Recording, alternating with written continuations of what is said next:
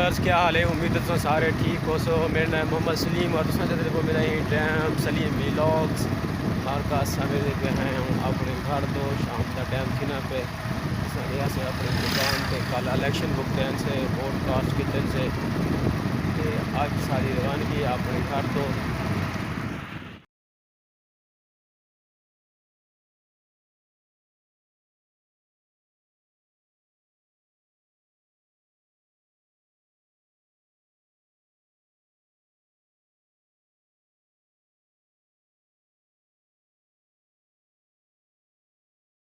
कि बाजार शहर के और चीफ सारे का फोन आ गया कि माल्टे कीतियां भी अस हूँ की कहते हैं माल्टे माल्टे का खत्म नहीं है बिल्कुल कहनी ये दाने लग गए ये भी नरम है बड़ी डाल ही नहीं माल्टे तो मिले गए नहीं पता माल्टे अस हम मिलते कि क्या गिनूँ अस गिनते पे हूँ शुआरमा शुआरमा घर पे बने हैं अपने घर